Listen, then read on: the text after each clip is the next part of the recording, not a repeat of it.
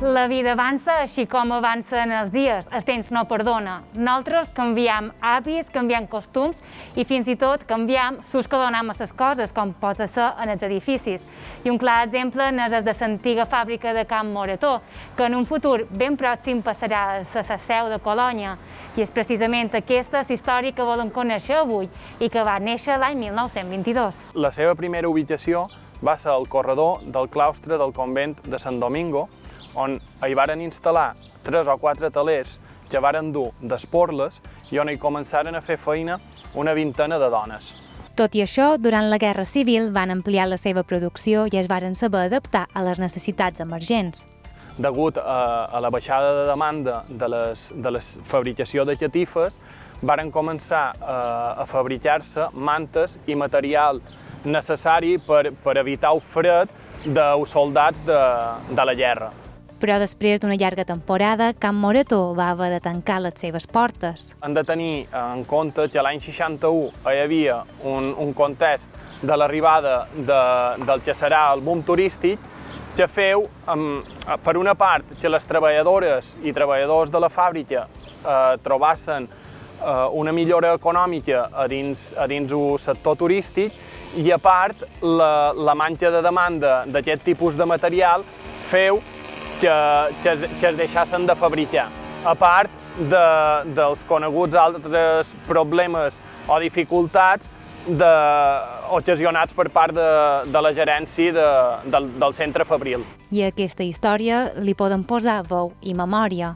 Ma mare me va dir: Maria, vol començar a la fàbrica? I jo li vaig dir sí. Diu, guanyaràs 13 duros i mig.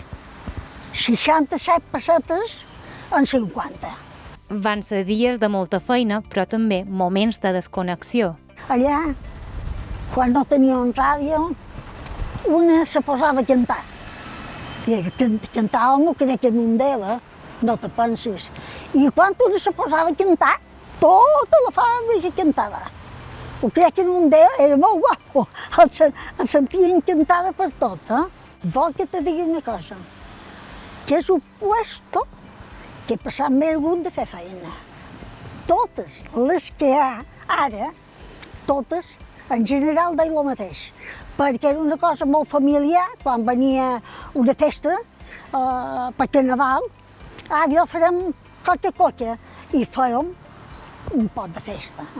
Fins i tot, la feina que es feia a Pollença, a la fàbrica, va arribar en forma d'imatge als Estats Units i na Maria se'n recorda ben bé del moment. Aquestes fotos estan fetes per promocionar la feina als Estats Units. I res, però, caurà en l'oblit. Abans, quan s'entrava a Can Morató, hi havia moltes sales diferents. Estava estructurada en 3 grans sales. En primer lloc, la sala de la filatura, que era l'indret on es feien el fil que posteriorment elaboraria aquestes catifes.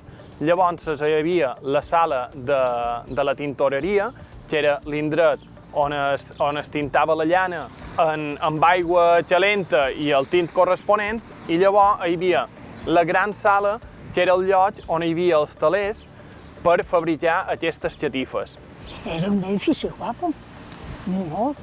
I teníem llum de Pollença, que quasi no hi vèiem, i llavors el senyor ens va posar fluorescents, perquè sigués un poc més. I des de Colònia pretenen mantenir l'essència arquitectònica i donar a conèixer també la història de l'edifici.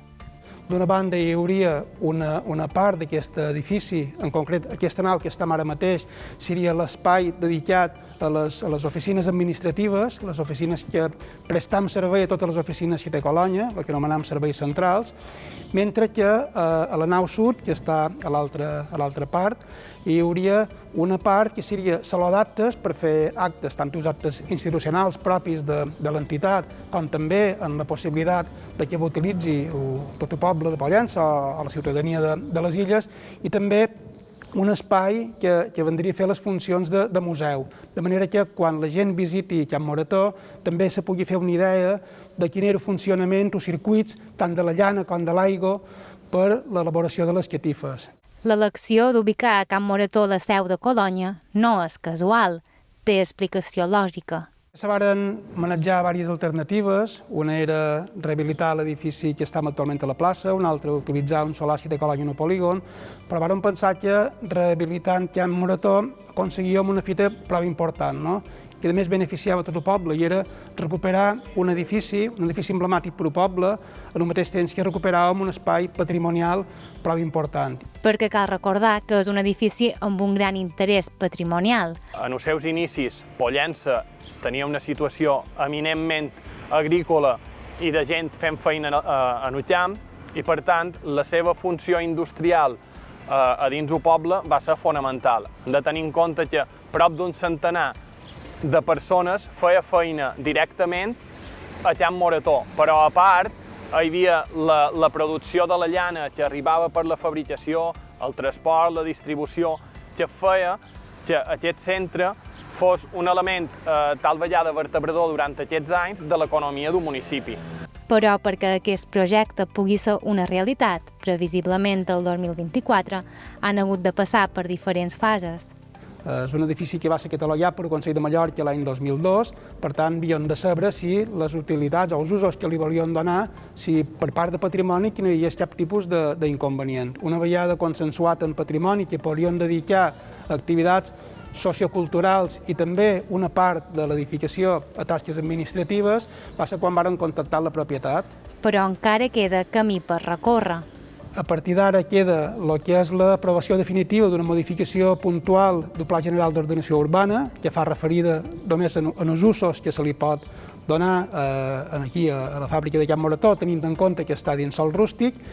Una vegada fet això, i tenint en compte que ja fa uns dies se va declarar quin era l'avantprojecte guanyador, ara hi haurà un termini d'uns 3-4 mesos perquè s'elabori el projecte bàsic i el projecte d'execució, i amb aquest projecte confiem, passat l'estiu, per demanar ja la llicència per poder fer les obres i també la declaració d'interès general, que se necessitarà per poder dur a terme les obres. I quan tot estigui enllestit, es podrà comprovar que la història i la seva importància és molt més forta del que podria parèixer.